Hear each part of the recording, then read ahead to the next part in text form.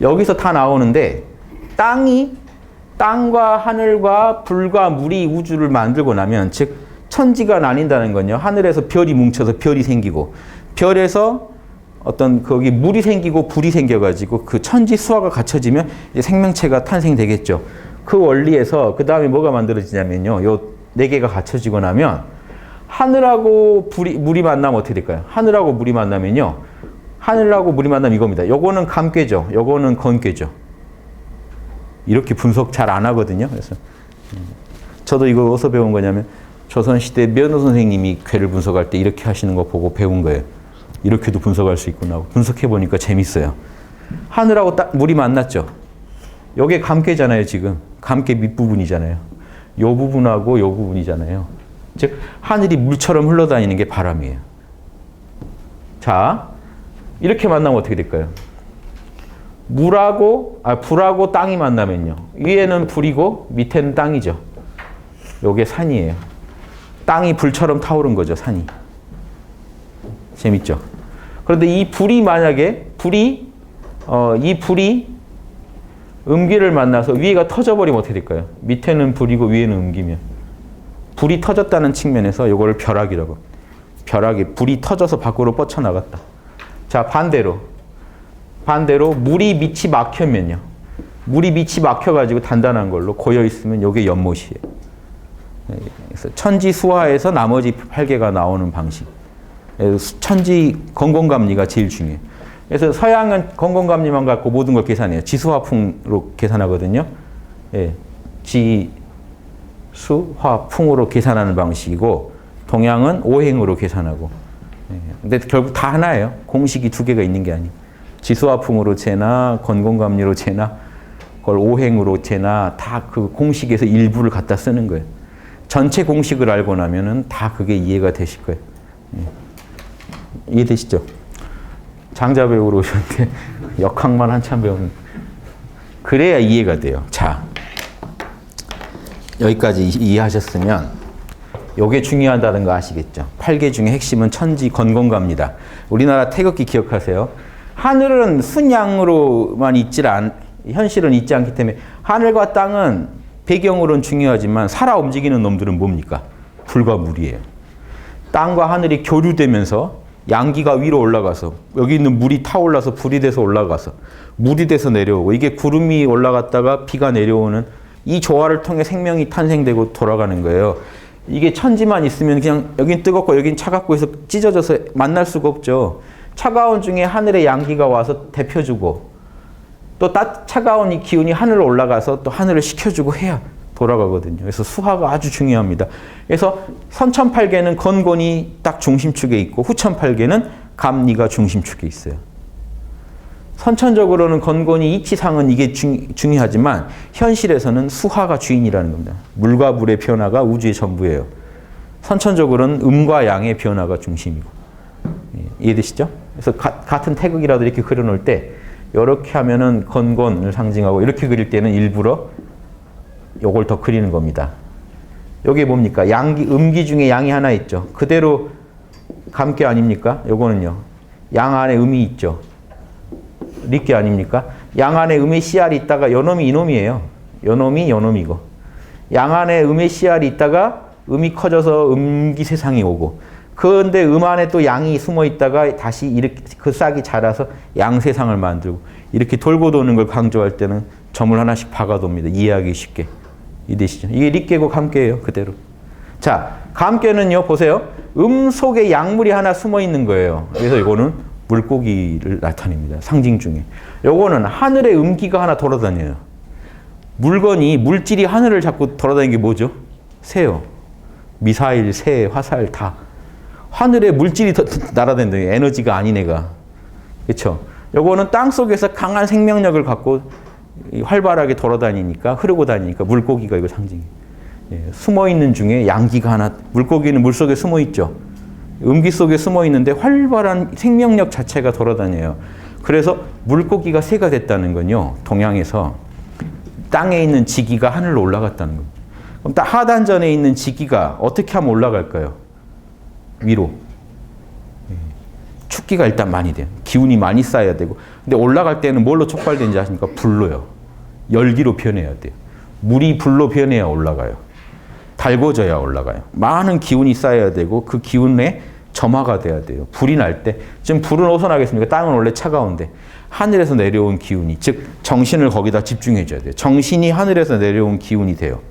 정신을 집중해주고 거기다 이제 기운도, 하늘의 기운도 자꾸 불어넣어주면, 정신과 기운이 자꾸 자극하면 춥기가 되고 하다가 어느 일정 시점이 넘으면 그게 타오르면서 음기가 양기가 되면서 물이 기체가 되면서, 액체가 기체가 되면서 증발하듯이 기운이 가벼워지면서 위로 올라가요. 불이.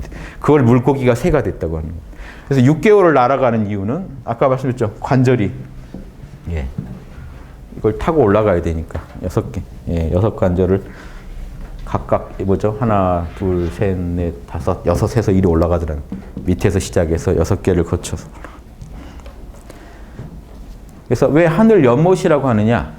밑에는 하단전도 우리 정수, 정의 골수의 바다고요. 여기는 뇌수의 바다예요. 뼛속은요, 다 골수예요. 다 하나예요, 한의학적으로. 정수, 골수, 뇌수가요, 다 이 우리 몸에 제일 알짬이 되는 것들이죠. 하나예요. 그래서 연결돼 있어요. 그러니까 딱 밑에 있는 연못에서 위에 있는 연못으로 갔다, 바다로 갔다는 거는 그 얘기입니다. 그런데 하늘에 있는 연못으로 갔다고 마지막에 딱히 따로 표시해 주죠. 천지로 갔다고, 하늘 연못으로 갔다고. 그 전에 출발한 데 땅이란 얘기죠. 그래서 이렇게 올라가는 거예요. 그래서 우리 몸 안에 있는 정수가 기화돼서 위로 올라가는 겁니다. 올라가서 결국 가도 또 그 정수, 골수의 바다로 가서 만나는 거예요. 거기서 또 쉬는 거예요. 그러면 여러분 뇌에서 이 또 에너지 작용이 일어나서 거기선 차가워져요. 예. 물이 불이 됐잖아요. 근데 가보니까 여기 결국 이 음은 땅에서 온 놈이잖아요. 이 음이 결국 커지다가 끌어내립니다. 그게 비예요. 근데 여기는 또 양이 있죠. 이 양은 원래 하늘에서 온 놈이잖아요. 또 이놈이 커지면 다시 끌고 올라가요. 이 양이 커지면 양이 음을 포위해서 끌고 올라가요. 이게 불이에요. 근데 가서 이제 이 음이 커지면 음이 다시 양을 포위해서 끌어내려요. 이게 비예요. 그럴싸하시죠? 그래서 이런 게 이게 옛날 고대인들이 연구했던 과학입니다. 몸에서 실험해보고 자연에서 관찰해보고. 로고스가 똑같아요. 수은 최재호 선생님 호를 수은이라고 정한 것도 이것 때문에 그래요. 만물이 순환하는 걸 관찰해봤더니 물이 구름 되고 구름이 물 되는 것밖에 없더라는 거예요. 그게 천지 수화작용이에요. 그걸 관찰하고 자기 호를 수은이라고 한 겁니다. 물과 구름 이렇게 그런 것도 알아두시면. 자, 결국 물은 여기서 이 땅 속에 있는 이 양의 기운은 원기를 상징해요. 하늘에서 올라온 원기. 이 양 속에 있는 음기는 이 원정, 정액, 액체 성분, 요건 기체 성분. 이게 원기, 이게 원정. 그래서 나중에 단학에서는 요거를 납이라고 그러고 이걸 수운이라고 그래요. 액체 성분이니까 수운. 요거는 단단한 기운이니까 납. 그래서 납과 수운을 합쳐라. 예, 이렇게 얘기하기도 하고, 유황과 수운이라고 하기도 하고, 서양 연금술에서는 다 같은 거예요. 그 기운을 상징해요. 중용 한번 보실래요? 중용도 똑같은 얘기를 합니다. 중용에 결국 시경에 나온 얘기인데, 시경에서 이렇게 얘기해요. 솔개는 날아 하늘에 이르고 물고기는 연못에서 뛰논다라고 시경에서 말했으니, 그냥 시경은 그냥 솔개랑 물고기를 보고 쓴 말일 수도 있는데, 중용이 이걸 어떻게 풉니까? 음미한 도의 본체가 위아래 천지에서 밝게 작용을 드러내는 것이 이것이다 라고 얘기하죠. 솔개랑 물고기를 뭐로 보고 있는 겁니까? 도가, 로고스가 천지의 작용을 드러내는 수화 작용의 모습으로 물고기랑 솔개를 대표로 든 거예요. 이해되세요? 그래서 이거는 고대에선 당연한 얘기이기 때문에 말씀을 드립니다. 어려운 거 없지 않나요? 다 써먹을 만한 거지. 장자 이게 시작에 이걸로 되게 기죽여요. 북쪽 바다에 물고기 있고 매천리 하면 벌써 여러분이 이 책을 내가 계속 읽어야 할 것인가라는 고민에 빠질 겁니다. 나랑 아무 관계가 없는 얘기 같은데. 그렇죠? 이럴 바엔 SF 영화 한 편 때리는 게 훨씬 지금 남는 일일 수도 있겠다라고 생각할 수도 있는데, 담긴 메시지를 보면 이제 감동이 오는 거죠. 단학 얘기를 조금만 더 하고 넘어갈게요. 그래서 제가 이걸 이번에 만든 게 아니라 예전에 장자 책을 쓰려고 했던 자료를 그대로 들고 온 거예요. 장자 하기로 결정한 건 지금 일주일도 안 되기 때문에 그 결정한 근거도 내가 앞부분 좀 해놓은 게 있지 그거 믿고 지금 시작한 거라 요 이후는 이렇게 인용문이 많지는 않을 겁니다. 이때 인용문이 많았던 게 그때 장자를 좀 객관적으로 검증해서 보여드리려고 좀 의욕적으로 책을 쓰려고 자료를 준비했던 때라 이렇게 자료가 좀 많은데 한번 읽어드릴게요. 근데 앞으로 장자할 땐 이렇게 많은 인용문은 안 나올 겁니다. 요즘은 제가 인용문 별로 안 다는데 예전에는 좀 많이 달았어요. 제 주장이 객관적이다는 뭔가 증거가 이거밖에 없어서요. 근데 요즘은 왜 안 하냐면요. 제 강의가 하도 많아서 이제 제 강의가 증거가 있으니까 제 강의 보시라고 하면 되니까 일부러 안 다는데 예전에는 설득을 해야 되니까 너같이 주장한 놈 처음인데 할까봐 제가 막 그 증거를 붙여놓은 겁니다. 중국의 모든 신선 사상이 이런 장자의 이런 사상에 다 근거를 두고 있다는 증거가요. 태을금어종지라는 이게 서양에서 황금꽃의 비밀이라고 번역돼가지고 아주 유명한 글이죠. 태을이 자 상단전이 있고 하단전이 있습니다. 상단전은 이제 불이고 하단전은 물이죠. 요놈이 이제 교류를 하는 게 단학이고요. 머리는 하늘이고 배는 선천적으로 머리는 하늘, 배는 땅이에요. 거기에 수하가 왔다 갔다 하는 겁니다. 그러니까 여러분 인체가요. 소천지죠. 하늘과 땅이 있고 해가 떴다 달이 떴다 하듯이 여러분 안에서 수하가 돌고 있으니 여러분 몸이 그대로 소천지라고요. 예, 그래서 옛날 어른들은 우리 몸 안에서도 우주를 만든 로고스랑 똑같은 로고스가 우리 몸을 만들고 있다는 걸 안 거예요. 하늘과 땅이 가만히 있으면 땅이 움직이니까 하늘에서 땅 속에 양기를 심어줘야 이 물질이 움직이죠. 예, 발동을 시작하죠. 예. 우주도 그래요. 우주도 만약에 에너지와 물질이 있다면 에너지는 수렴력, 물질은 수렴력, 에너지는 발산력인데 이 두 놈이 교류를 해야 이제 우주가 쿵짝이 맞으면서 뭔가 팽창하고 잡아주고 해야 우주가 만들어져요.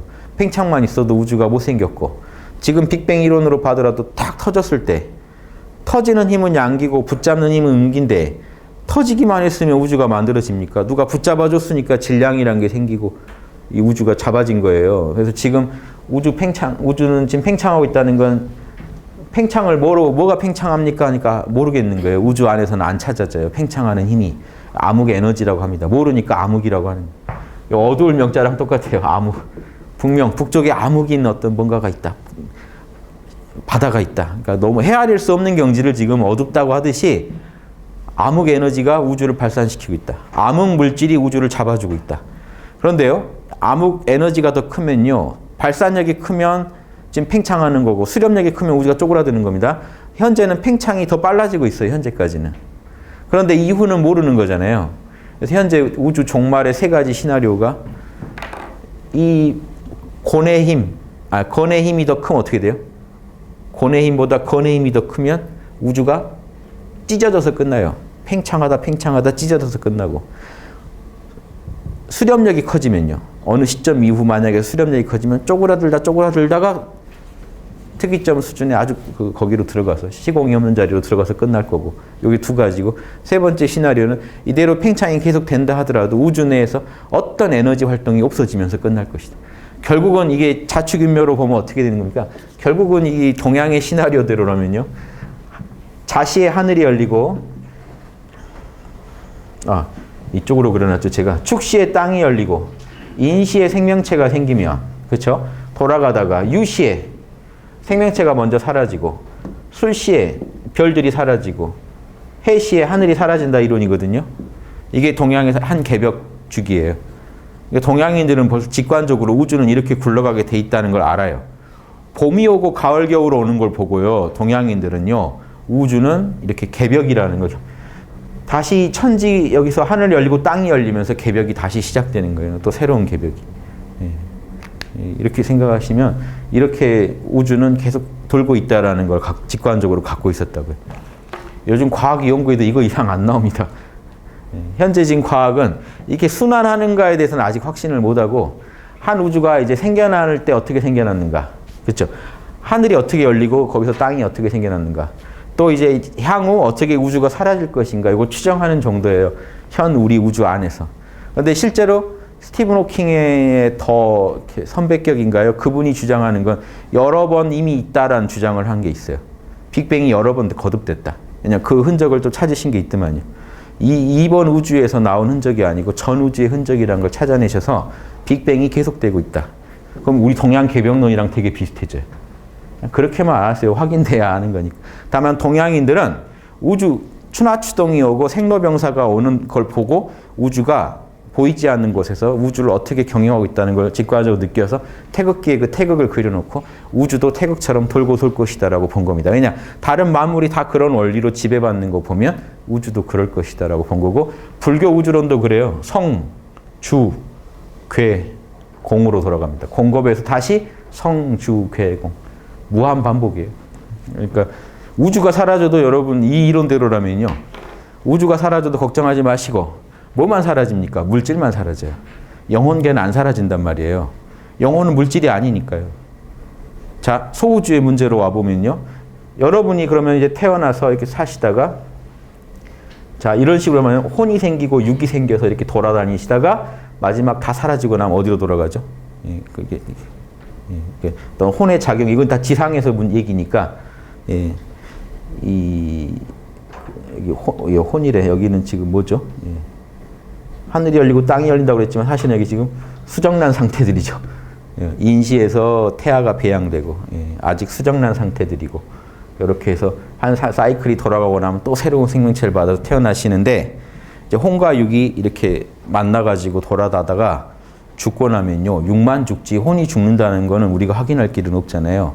그럴 경우 만약에 주역의 이론대로라면 윤회가 있어요. 왜냐하면 주역 괴사전에 뭐라고 돼 있냐면 유혼이변 그래요. 정기 이물, 정액과 에너지, 기운이 뭉쳐서 물질이 만들어지고 유혼, 혼이 떠나면서 변고가 일어난다. 그래서 혼이 만났다 떠나는 과정으로 설명합니다. 예. 그래서 만약에 이 사이클대로 아무리 돌아간다고 해도 주역 이론대로라면요. 육체가 지금 태어나서 이 자축이며 진사오미 신유술의 그걸 겪는 거지 물질 우주가 사라지고 나면 예, 어떻게 돼요? 예, 좀 혼은 거기에 여기에 지금 스토리에 들어와 있지 않은 거죠 애초에. 그래서 혼은 떠난다라고만 돼 있지 거기에 대한 얘기가 없습니다. 전기가 모였다 흩어졌다 하는 얘기뿐이에요 지금. 그러니까 지금 이 천이 혼이 아니고 기죠 기.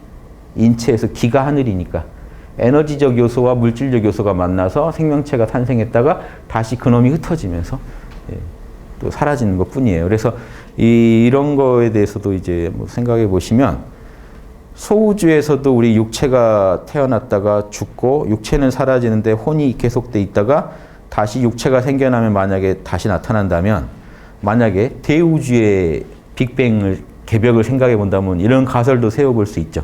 가설입니다. 우주가 다 사라져도요. 영계는 그대로 있다가 새 우주가 탄생하면 다시 거기 또 태어나서 사람들이 생명이 태어날 때쯤에 또 태어나서 시작될 수도 있죠.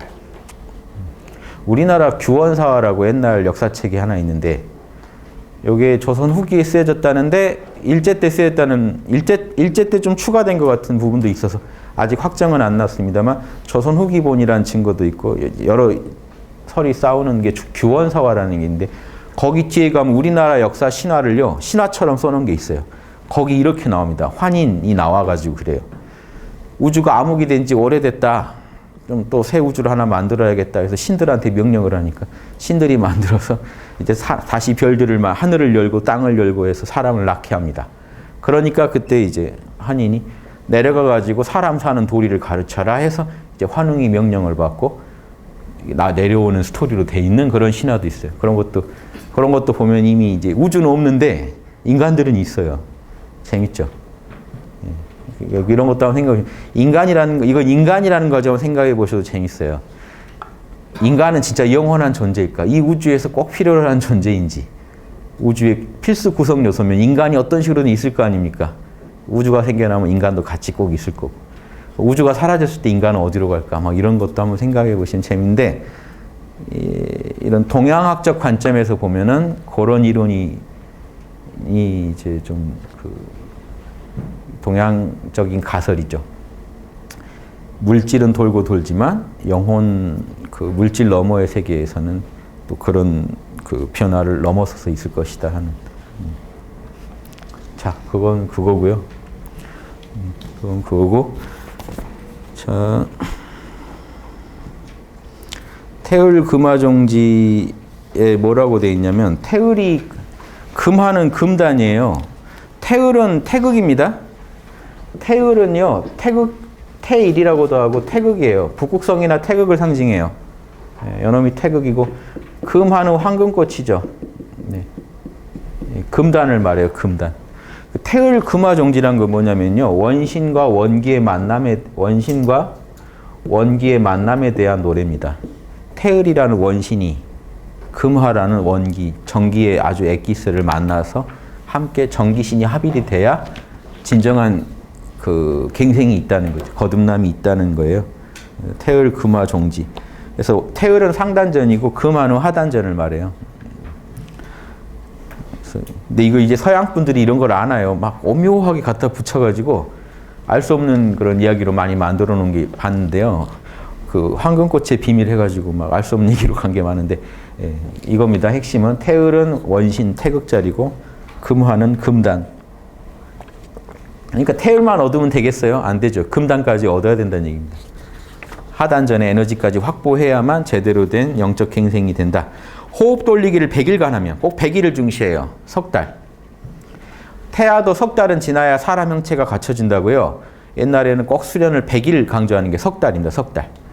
그래서 호흡 돌리기를 석 달간 하면 그래서 중국 도가책에 100일 축기라고 있는 게 100일은 기운 모아라 이게 석 달 정도 기운 제대로 모으면 그게 이제 형체가 좀 갖춰진다.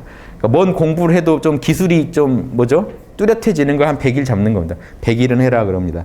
그래서 100일간 하면 전기가 자연히 충만해지는데 여기 이제 물이 충만해져요. 땅에 이제 물이 충만해지다가 그러면 진양이 생겨나요. 자 보세요. 물이 충만해지면 물 안에는 뭐가 있나요? 양기가요. 요 양기가 세지다 보면 양기가 불로 일어난다고요. 요 양기를 얻게 돼요. 요 놈이 이 양기가 원기죠. 원래 하늘에서 온 놈이니까. 원기 이게 진정한 불이죠. 진화. 요 놈이 생겨나니 물속에서 자연히 진화가 생겨난다. 물속에서요 신장이 끓어요. 뱃속이 뜨겁게 돼요. 요 양기가 이제 활성화되면요 불이 일어난다고요. 이 양이 강해지니까. 양은 원래 불이니까요. 요 놈이 뜨거워져서 불이 일어나면 자연히 물과 불이 결합하여 자, 이 불이 가만히 있나요? 요 놈이 정수리로 올라갑니다. 그럼 올라가면 또 물이 되죠. 그럼 요 음이 원정이에요. 순수 정액. 순수 기운은 불이면 순수 정액은 물이거든요. 그럼 이 물이 또 활성화돼서 끌어내려요. 차갑게 해가지고. 뜨겁게 해서 올라가서 차갑게 해서 내려오고. 구름과 비가 돌고 도는 중에 수화가 만나서 여러분 요 하단전 요 위쪽에 중궁에서 뭐가 되냐면 태아가 결성됩니다. 에너지가 뭉쳐요. 수화 기운이 잘 모여서. 그걸 태아라고 그럽니다. 그놈만 태아가 아니고 사실은요. 제 영업비결에도 이제 그놈을 태아처럼 해서 그려놨는데 배꼽 중심으로 그놈이 자리 잡는다고 그려놨는데 요놈만 태아라고 생각하시면 안 되고요. 요놈이 꼭 태아처럼 여기 여러분 뱃속에 임신한 것처럼 자리는 잡는데 사실은 몸 전체 경락이 태아예요. 여러분 몸이 자궁이고요. 요 경락이 태아예요. 요놈이 이 정도 활성화되면 온몸의 경락이 자라기 시작해요. 즉 경락 전체가 태아가 돼요. 몸을 못 벗어났으니까 몸이 엄마 몸이 되고 요놈이 태아가 돼요. 그러다가 언제 벗어나요? 몸 밖으로 나가버릴 때가 있어요. 경락 자체가. 그때가 출산한 거죠. 출태라 그래요. 태아가 이제 밖으로 나왔다. 그 출태가 되면 여러분 억지로 출태시키면요. 좀 뭐죠? 미숙아 같이 억지로 출태시키는 게 있어요. 그게 출태도요. 이 타력으로도 출태시킬 수가 있어요. 여러분 몸에는 원래 경락이 있어요. 여러분 몸에 있는 경락을요. 누군가 도인이 와서 그냥 끄집어내면 여러분 몸뚱이가 여기 하나 만들어져요. 여러분 원래 물질화 시킬 수 있는 능력이 있어요. 그러니까 지금 몸을 물질화 시켜서 있다는 겁니다. 경락 이론이. 그래서 바로 끄집어내는 걸 섭백이라고 그래요. 고수들은 5, 6지보살 이상은 이거 하는 사람이 있다고 그래서 옛날에 섭백술이라는 게 되게 있는데요. 상대방을 끄집어 오는 거예요. 지금 저기 누가 마음에 안 들면 미국에 누가 마음에 안 들다 끌어오는 거예요. 그 사람은 거기서 자고 있어요. 몸뚱이가 근데 하나 여기 또 만들어져서 와요. 에너지로 끌어내가지고 에너지가 부풀어져서 사람 모양이 된대요. 봉할아버지 증언입니다. 네. 요거를 이제 탁 꺾어버리면 저쪽에서도 꺾인대요. 세포가 다 연결돼 있기 때문에. 그래서 백이 회초리를 맞으면 원 육신에도 회초리가 생긴대요. 자국이. 근데 혼이 회초리 맞으면 그건 상관이 없는데 백은 세포를 지탱하는 힘인 거예요. 백의 변화가 일어나면 육에도 변화가 일어나기 때문에 제가 예전에 그런 비유 드린 적이 있는데 기억나세요? 영혼 육백을 계란으로 비유하면 혼이 노른자면 영이 혼은 흰자고 껍질이 육이면 껍질에 붙어있는 하얀 막 껍질하고 되게 분리되기 힘들죠. 그걸 백이라고 생각하시면 된다고요. 육과 백은 한 세트예요. 그래서 여러분 돌아가실 때 백은 못 가져가요. 그래서 혼비백산이라고 해서 백은 시체랑 같이 있다가 흩어지는 기운이고 혼만 여러분, 영혼까지만 여러분 거예요. 영혼은 여러분 건데 백육은 이번 생에 태어날 때 받은 거라고요. 이 육신에 들어오셨더니 이 백과 육이 있었던 거예요. 저기 마징가 Z에서 누구죠? 걔가 마징가를 탄 거죠. 원래 마징가는 원래 몸에 만들어져 있었죠. 육과 백은 있는데 혼이 거기 탄 거예요. 영혼이. 그러니까 갈 때 그 마징가 탄 애가 누구죠? 걔가 빠져나가면 요놈이 나와요. 최군님이요? 새돌이요? 기억이 하나도 안 나요. 아무튼 나가버리면 요놈은 여기 남아있다 그냥 쓰러지는 거예요. 그래서 혼비백산이라고 하면 혼과 백이 찢어져야 죽음이거든요. 그런데 신선들은요. 백을 자기 걸로 만들어버린 사람은 신선이라고 해요. 육만 버리지 백은 갖고 가버리는 거예요. 그 백을 갖고 부릴 수 있느냐가 관건이에요.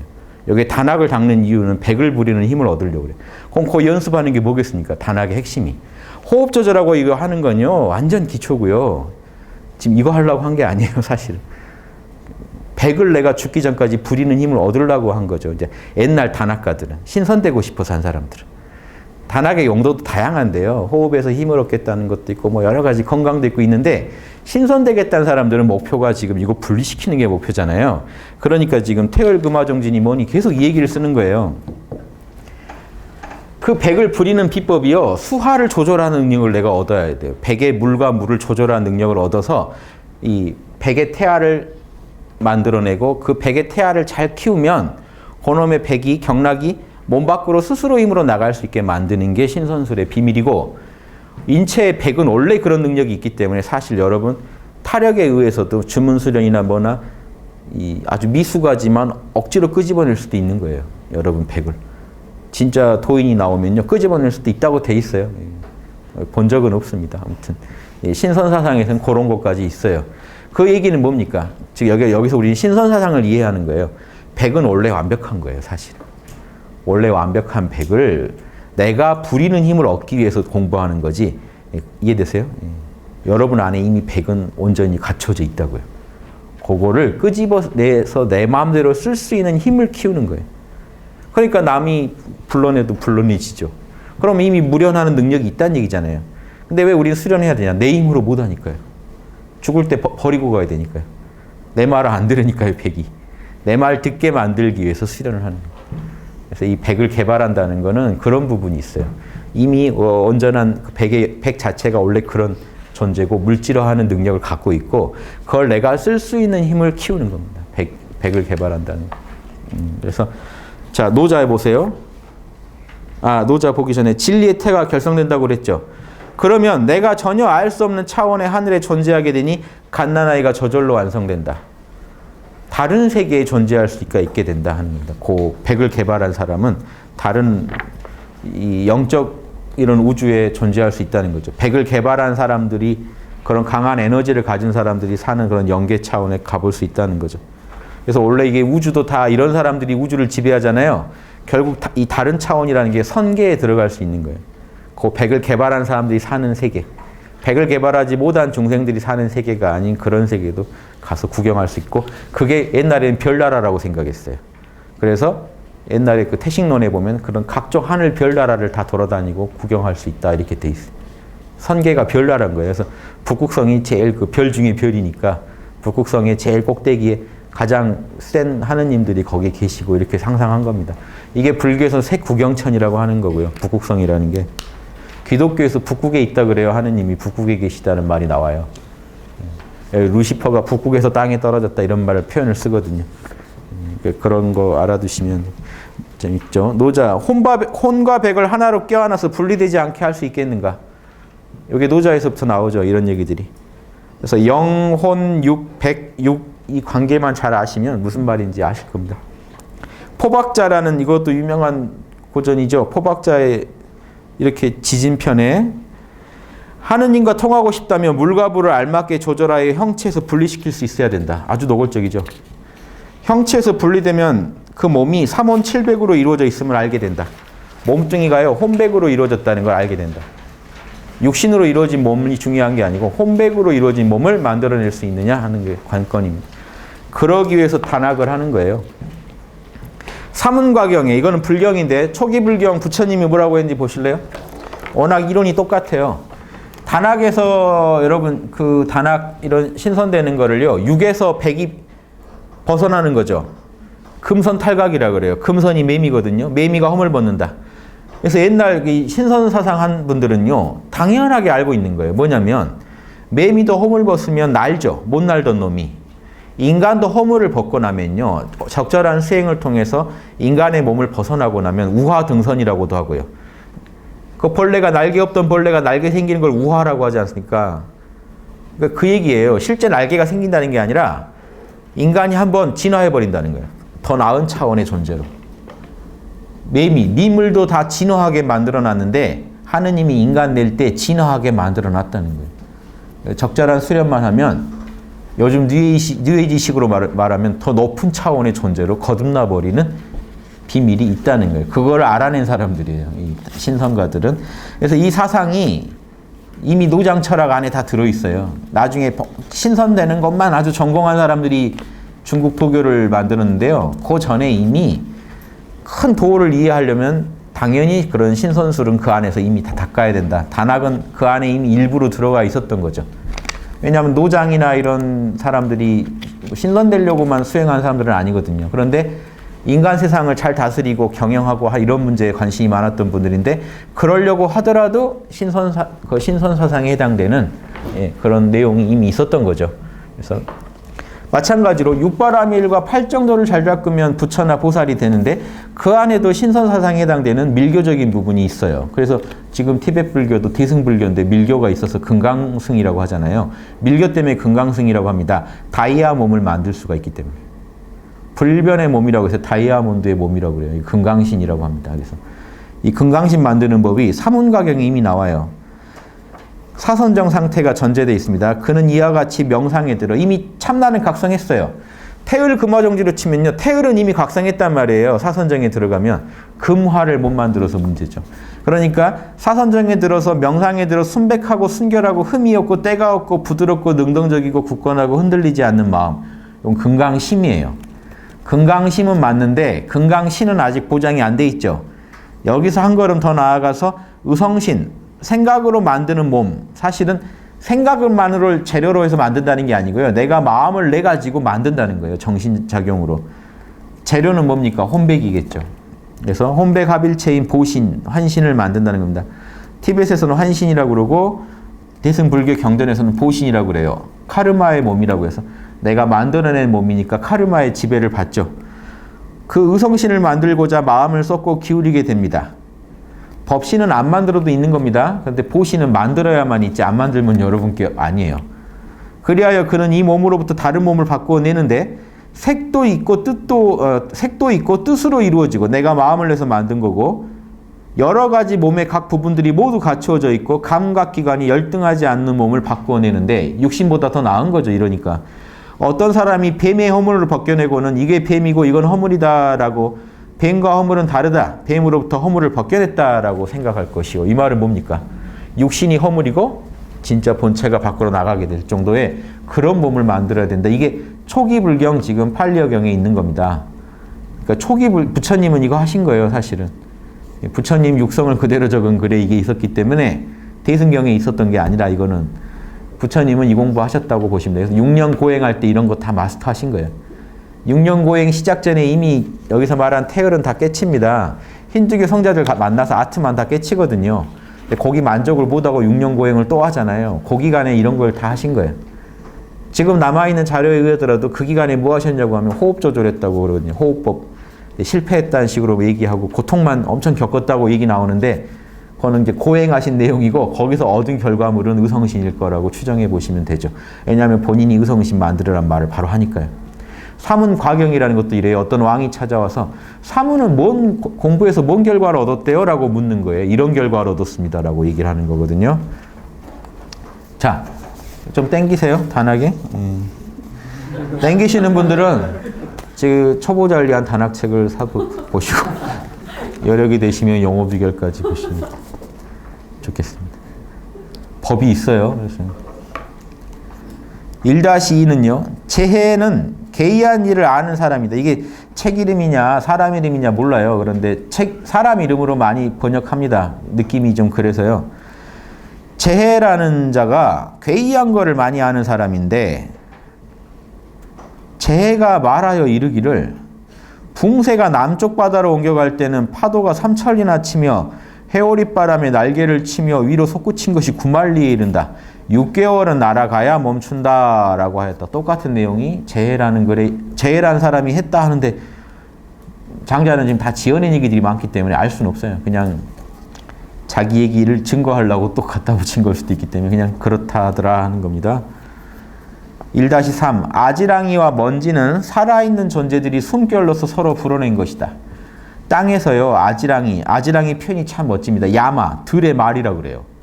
들을 달리고 있는 말이라고 하는데 이걸 아지랑이를 말하는 겁니다. 아지랑이나 먼지들이요 지구에 이렇게 뭔가 지구를 감싸고 있잖아요. 지구에서 일어나고 있는 그런 작용들은요 사실은요 숨결로 지구에 있는 존재들이 불어낸 거라는 뭔가 기운을 내뿜은 거라는 겁니다. 기운으로 보고 있는 거예요. 뭔가 기운이 지구가 기운을 내뿜고 있다. 하늘에 저 푸르고 파란 것이 과연 바른 색깔일까? 멀어서 끝이 없기 때문에 그렇게 보이는 건 아닐까? 기운이 꽉 차서 그렇게 보이는 건 아닐까? 일종의 대기권도 기운이죠. 장자 눈에는 지금 다 기운입니다. 기운이 뭔가 꽉 차 있어서 하늘색도 파랗게 보이는 게 아닐까?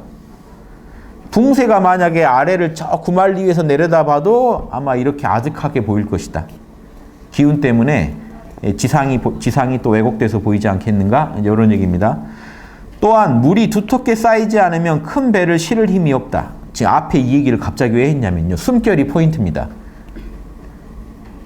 기운 들이쉬고 내쉬는 게 숨결이죠. 호흡이죠. 호흡 얘기를 하는 거예요. 호흡으로 기운을 들이쉬고 내쉬고 지구가 한 그 기운이 두터워서 새가 지금 날 힘이 생겼다는 겁니다. 결국 인체도 만약에 지금 여러분 안에 있는 물고기를 날리려면 어떻게 해야 된다는 얘기예요. 숨결을 조절해서 여러분 단전 하단전에요. 물고기 있는 곳에다가 어마어마한 태풍, 바람과 기운을 불어넣어줘야 돼요. 기운이 쌓이고 그럴 때 거기에 이제 바람이 불 때 뭔가 여러분 호흡이 거기 제대로 거기 작용할 때 기운이 치솟아새가 돼서 날 수 있다는 얘기죠. 호흡을 들이쉬고 내쉬고 단전을 향해 계속 해주면서 기운이 쌓여가기를 기다려야 됩니다. 그런데 물이 두텁게 쌓이지 않으면 큰 배를 실을 힘이 없다. 물이 얕으면 배가 뜰 수가 없죠. 마루에 움푹 파인 곳에 물을 한 잔 부으면 먼지, 티끌 같은 것은 배가 되어 뜨지만 그릇을 놓으면 바닥이 붙어버린다. 바닥에 딱 붙어버려요. 아주 그 리얼한 묘사죠. 여러분 기운이 춥기가 그 정도면요. 물고기가 새가 못된 날아오를 수가 없다는 내용입니다. 예전에 이 구절을 내가 초보자 단학에 인용했었어요. 이 구절을. 2005년에 책 쓸 때 이 구절이 재밌어서 이것은 물은 얕은데 배가 너무 크기 때문이다. 바람이 두텁게 쌓이지 않으면 큰 날개를 실을 힘이 없다. 그러므로 9만리는 올라가야 충분한 바람이 밑에 놓이게 된다. 9만리에서 구자가 뭐입니까? 그러니까 동양에서 9는 최고의 수예요. 10단은 없거든요. 동양 9단이 최고거든요. 그러니까 기운이요 꽉 차야 된다는 거예요. 기운이 하단전에 꽉 차야 터져서 날아오른다는 거예요. 여러분이 하실 일은 뭐만 하면 돼요. 단전에요 기운이 터지게 쌓으시면 돼요.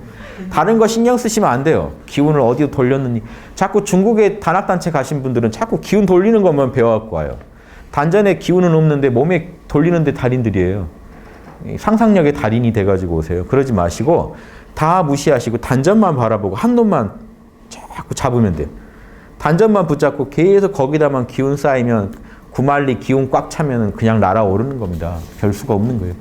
공식에 맞게 돌아가게 돼 있어요.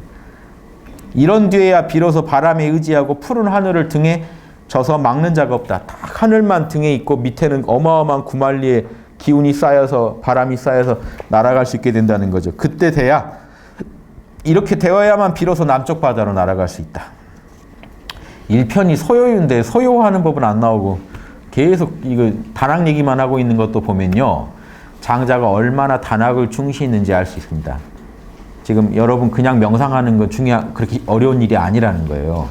기초를 제대로 1단계에서 기초를 제대로 쌓는 게 중요하다. 즉 호흡에 대한 몰입을 통해서 영적 각성도 이루고 단학의 기초도 쌓으라는 거예요. 되게 지금 되게 불어일으켜 놓은 이유를 우리가 생각해 봐야 됩니다. 그냥 참나 세상을 초월해 생각, 감정, 오감을 내려놓고 초월해서 참나 만나는 얘기만 해줘도 좋을 텐데 오히려 그런 얘기들은 저 뒤편에 나와요.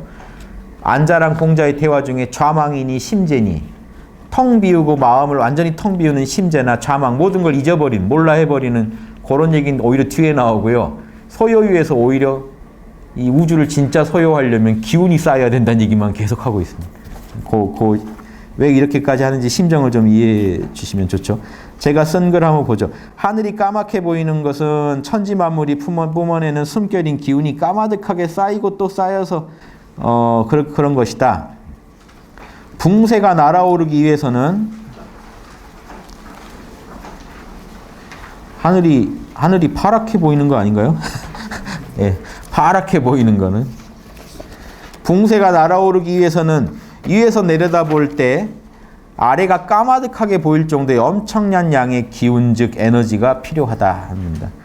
우리 아랫배의 하단전에 엄청난 양의 에너지가 모이지 않으면 동맥을 관통하여 상단전에 이를 수가 없다. 구말리 두께의 바람이 쌓여야 붕세가 뜰 수 있습니다. 바람이 두텁지 못하면 붕세가 날아오를 수 없는데 이런 두터운 에너지는 어떻게 쌓는가? 하늘에 이르는 엄청난 에너지도 결국 뭐에서 나옵니까? 만물이 뿜어내는 숨결에서요. 한 호흡 한 호흡의 숨결이 모여서 여러분 막강한 에너지층이 만들어지는 거고 장자가 호흡법의 요결을 말하는 부분입니다. 두터운 유기, 기운의 축기가 있어야 유기는 머무를 유자에서 유기 그럽니다. 하단전의 기운이 상단전에 도달하여 상단전을 환하게 밝힐 수 있다 합니다. 이거고요. 장자는 대종사에서 이런 말을 해요. 진인이 숨을 쉬는 것은 깊고 깊어서 숨이 워낙 깊어서 진인은 발뒤꿈치로 숨을 쉰다. 그런데 일반인은 목구멍으로 숨을 쉰다. 정말 숨이 얕죠. 깊어야 되는데. 진인처럼 깊으면 당연히 그 기운이 빨리 쌓일 거고요. 숨결이 이렇게 얕아서는 기운이 많이 못 쌓이겠죠. 쌓이는 것보다 쓰는 게 더 많으면 빨리 가겠죠. 일반인의 얕은 호흡으로는 붕세 띄울 에너지 못 모은다. 이겁니다. 발뒤꿈치까지 호흡이 어떻게 갑니까? 기운이 가는 거죠. 그래서 숨 쉴 때 그 공기만 들어오는 게 아니에요. 기운이 들어와요. 그 기운이 단전에 모이는 겁니다. 뭐 산소가 여러분 장을 뚫고 살아서 뭐 저기 하단전까지 가는 게 아니고 하단전은 산소가 여러분 장을 뚫고 내려가 봤자 단전이라는 게 없어요. 물질에서는. 그렇죠. 단전이라는 기관 자체가 에너지체에 있는 기관이에요. 한의학에서 있는 장부는 에너지체의 장부입니다. 물질에 있는 게 아니고요. 그러니까 기운을 내려보내야지. 근데 기운이 또 공기 안에 들어있거든요. 단순히 산소가 나 이런 게 우리가 아는 공기가 전부라고 생각하시면 안 돼. 그 안에 있는 기운을 마시는 겁니다. 그러니까 숨은 폐까지 가잖아요. 당연히. 거기서 기운이 더 들어가요. 기운을 더 마셔요. 거기서. 재밌죠? 그런 게. 여러분 밥 드시면은 밥만 드시는 것 같죠? 왜 밥 먹자마자 배부를까요? 기운이 날까요? 기운을 먹어요. 우리가. 그래서 한의학에서는 여러분 밥이 들어가면요. 안에서 기운을 이미 흡수해버립니다. 몸에서. 기운이 달라져요. 단순히 심리적이라고 생각할 수도 있지만 현대의학에서는 기운이 달라진다고. 숨만 잘 쉬어도 배가 터질 것 같이 부풀기도 하고 뭐 이런 일들이 단학하다 보면 일어나는 게요. 기운이 돌아다녀서 그렇지 배로 뭐가 내려갑니까? 실제로 물질이 그런 건 아니고요. 1-4 보시면요. 매미와 비둘기가요. 여기까지 딱 읽고 끝낼게요. 매미와 비둘기가 비웃어요. 여기 이제 수준이 낮은 수행자들을 말합니다. 뭐 참나나 알거나 아니면 세상사의 달인들 정도 되는 사람들은요. 비웃어요. 세상사의 그냥 단순한 달인들, 도를 모르는 세상사에 능숙한 요령을 얻은 달인들이나 참나나 안 사람들은요. 왜 저지랄을 하는지